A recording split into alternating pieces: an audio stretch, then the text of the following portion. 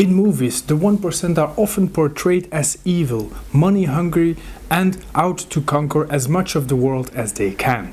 But what if I told you, you will be part of the 1% sooner than you would think? What's up everyone, my name is Joris, welcome back to my finance channel. The 1% and their wealth, often the subject of studies and movies. But what is it actually about? 1% of the global population doesn't seem to be a lot. But with a global population of 7.9 billion people, just 1% accounts for 79 million people. That 1% or 79 million people, that's just under the whole population of Germany. That is an enormous amount of people, and depicting all of them as evil or money hungry is a very short-sighted idea. If we compare the global population to the global wealth, we can see that around 1.1% of the global population, that same 79 million people, give or take a few million, own 45.8% of the global wealth. In other words, you are already part of the global 1% if you have a net worth of $1 million, or around 860,000 euros. That's not a lot, taking into account that net worth includes the paid off part of your mortgage, of your house, the resale value of cars and other valuables, your cash, and of course your investment accounts. Given that the median wealth in Belgium was $163,000 in 2018 and the average was $313,000, we can assume that there are a lot of dollar millionaires in Belgium. Always be aware of average and median numbers because they can be hugely different if the difference between the top and bottom is big. To pinpoint this index, we use the Gini index. The lower the difference between the median and the average net worth, the better the wealth in a certain country is distributed, meaning there are lots of poor people but also lots of rich people. Wealth is spread out across the whole population and there is no extreme wealthy class. The low Gini index in Belgium proves just that. The wealth is pretty well distributed amongst all inhabitants, without a huge discrepancy towards the rich or the poor. We do have some ultra-rich, but those are very small in numbers.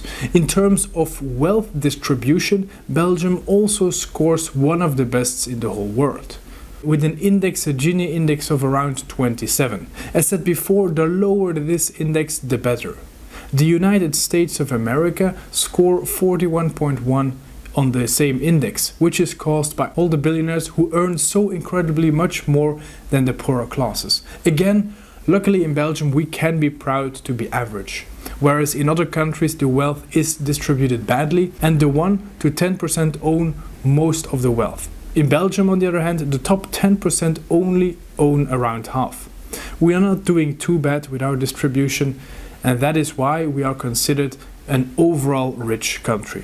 In fact, as of today, there are 133,600 Belgians with a net worth of over $1 million, with 9.2 million Belgians over the age of 18. That means that 1.46% of Belgians are considered to be in the worldwide 1%. Side note, to be in the Belgian 1%, you need to have a net worth of $2.4 million. Or around 2 million euros. Since we live in Europe, we are born in a richer part of the world. And as you know, the global wealth is mainly distributed amongst North America, Europe and Asia.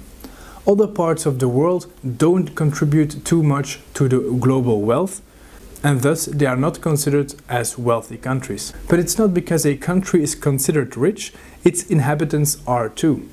China is one of the richest countries in the world, but since it's also one of the most densely populated countries in the world, the average wealth is a lot lower. The point is, depending on where you live, you can be in the 1% worldwide without much effort. If you live in Belgium or the Netherlands or Germany and you have a decent wage, you buy a house during your life which you will eventually pay off, and you can amass an investment portfolio of a few thousand euros, you are already in the 1% globally. So reaching this goal is not as hard as you would think. Most people will have a paid off house at the age of around 50, and they will be able to start saving in investment accounts from that age on, if they haven't started already, of course. Don't forget that investing time is on your side. If you buy a house at the age of 25, it should be paid off by the time you reach 50. But if you also manage to invest 10,000 euros at the same age of 25, it could be worth 54,000 at the same age of 50. The same initial investment will then continue to grow up to 150,000 euros by the time you retire. And you just started out with 10,000 euros. That's not much. Don't underestimate the power of time on your investments. Paying off a house and investing a small amount when you are young will suffice to reach financial freedom by the time you retire. And it will also grant you a spot in the 1% globally. If we look at the global wealth and we distribute it over all people, we see that 1.1% of humans own $191.6 trillion, or 45.8% of global wealth. This 1.1% of people own at least $1 million. The next part of the population owns between $100,000 and $1 million.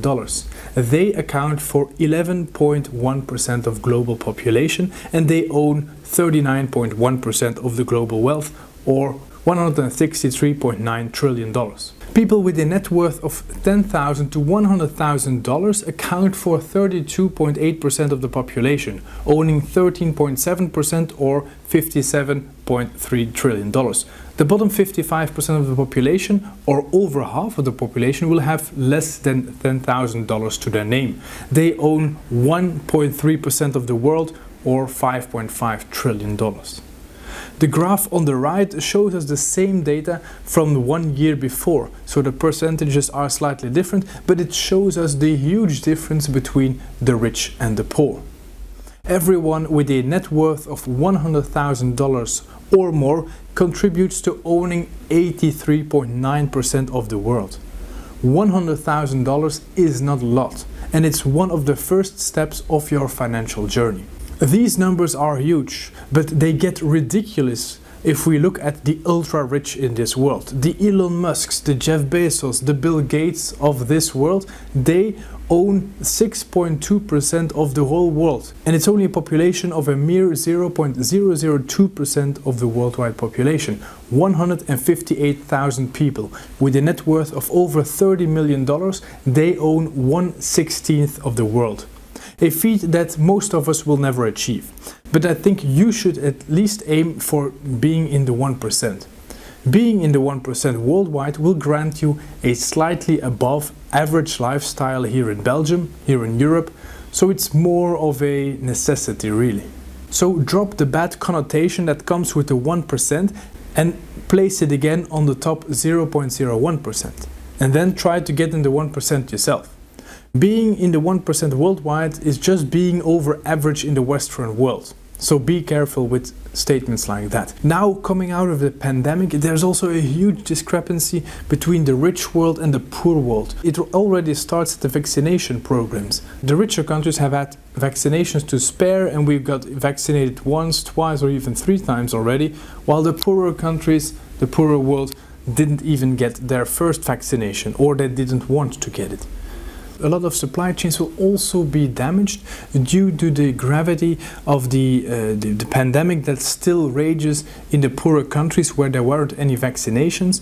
It makes sure that the less vaccinated countries are even worse financially compared to the richer countries. So the gap between rich and poor will continue to grow deeper. We really need to be aware of that. The most important thing is that you strive to be financially healthy in the future. And when you are confident you will be able to live like you want, you can then start to hand out money to the less fortunate. You can then start making donations to good causes and so on. It will enrich you more than actual investments. During this year I am saving extra money just to be able to donate to causes that lie close to me. At the end of this year, starting next year, I will update you with a video on my choices. You should definitely be subscribed to the channel to be alerted when that video comes out so you don't miss it. If you have enjoyed this video, please leave a like for the YouTube algorithm, subscribe to the channel, And thank you very much for watching, and I will see you in the next one.